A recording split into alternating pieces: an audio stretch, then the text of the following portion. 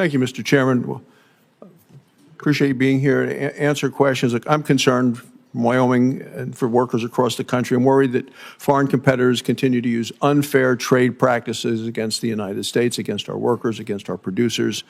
These practices threaten our economic security, our prosperity. We want a safe and prosperous nation.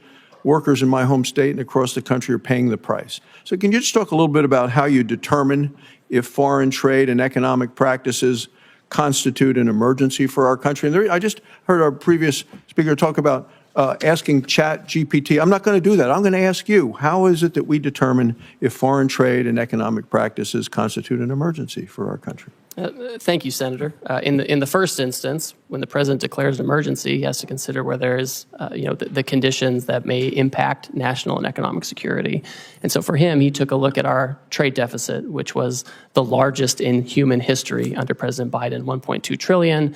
And we looked at what the effect of that was. And it includes loss of 5 million manufacturing jobs, loss of 90,000 factories, loss of competitiveness with China in advanced technology. And then we looked at what are some of the causes of the trade deficit. And certainly there's currency manipulation, there's other currency factors, but also non-reciprocity in trade, barriers overseas, whether tariffs or non-tariff barriers that keep us out, unfair trading practices like dumping and other things that push things into our market, or subsidies, or state-directed economies. And so those are the things we look at.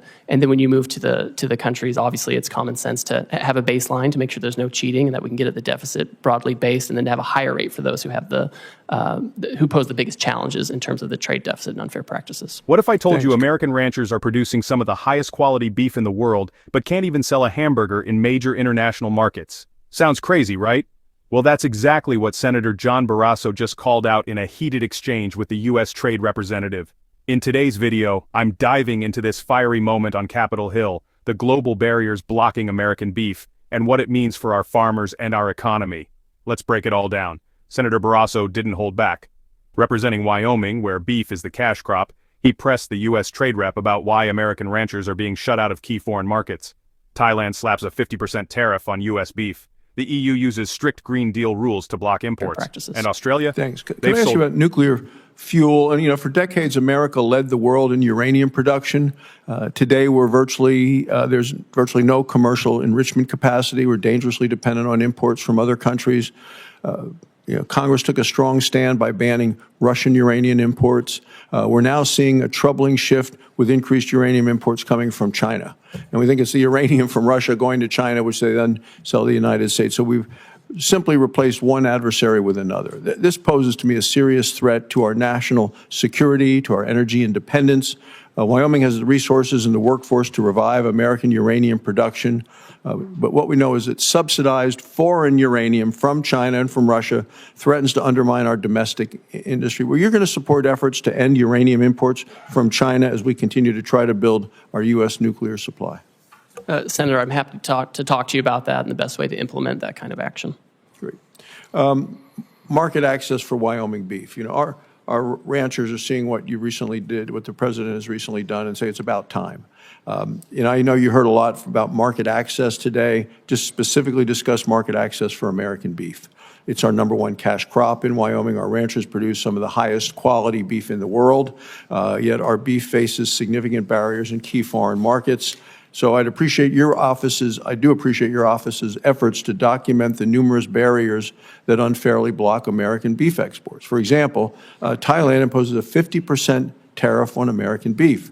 The European Union's numerous, quote, Green Deal restrictions limit market opportunities for our ranchers.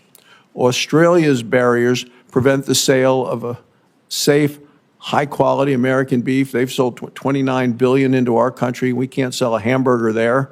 So Wyoming beef producers have felt the direct impact of these unfair trade practices, and I say it's our #1 cash crop. And Australia? They've sold $29 billion of beef to us, yet we can't sell a single burger there. That's not just unfair, that's outrageous, especially when American beef is known worldwide for safety, quality, and standards. This isn't just about burgers, this is about trade justice. When foreign countries block American products while flooding our markets with their own, it hurts. Ranchers lose money, jobs are put at risk, and small towns feel the pressure. Barrasso connected this to a bigger pattern: unfair trade practices, huge deficits, and growing dependence on foreign economies. And he's not wrong. A $1.2 trillion trade deficit doesn't just happen overnight. It grows when we allow barriers like these to go unchallenged. So, what did the U.S. Trade Representative say in response? What steps do you see being taken now to open new markets and ensure fair access for our beef around the world where we've been blocked? So, Senator, as everyone knows, we have a lot of countries coming to talk to us right now who want to have more reciprocal trade, get their trade deficit down. And obviously part of that is making sure we have access for products like beef, making sure we're exporting products like beef. I've talked to the Australians about this issue. It's always surprising because they're a great partner for us globally. This is a big issue with them. Southeast Asia as well. These are things that are on our list when people come to talk to us. It's something we've recorded for years, and we expect countries to change this. Bonds. Great. Thank She you. acknowledged the problem, even admitted she's talked to Australian officials about it. She said countries are coming to the table, wanting more reciprocal deals, but Barrasso wants action, not just conversations. He's pushing for real changes to open markets and make sure American beef can compete globally. Because talking about selling beef is one thing, actually getting it on foreign shelves is another. Hey, if you care about American jobs, fair trade, and seeing our economy win on the global stage, make sure to hit that subscribe button. I break down moments like this every week, and you won't want to miss what's coming Countries next. to change this. Senator Barrasso's Thank bold... you. In terms of critical minerals, we sit on vast deposits of critical minerals in Wyoming, essential for our national security. Our state has significant reserves of rare earth elements. Are there some trade initiatives that you're taking right now that are going to pursue to counter China's dominance in the critical minerals world, both in terms of production as well as refinement? Yes. Well, I know, for example, this is at the Commerce Department, but I know they're considering whether they need to take some kind of an action and looking into potential Section 232 investigation of critical minerals to know, how we can get that here, how we can get processing here in our near abroad, how to make sure we're not dependent on China for those things. Thank you, Mr. Chairman. Senator Blackburn. Thank you, Mr. Chairman, and thank you for being here today.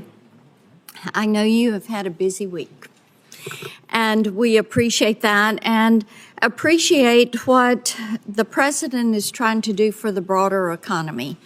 And, of course, it is encouraging to hear. Senator Barrasso's bold statement, "We can't sell a hamburger there," might sound like a joke, but it's anything but. It reflects a serious issue that's hurting American producers and threatening economic sovereignty. Whether or not Congress takes bold steps next remains to be seen, but one thing's clear, the fight for fair trade is far from over. Drop a like if you support our ranchers. Let me know in the comments. Should the U.S. get tougher on countries that block our exports? And don't forget to subscribe for more straight talk on politics, policy, and power plays in Washington.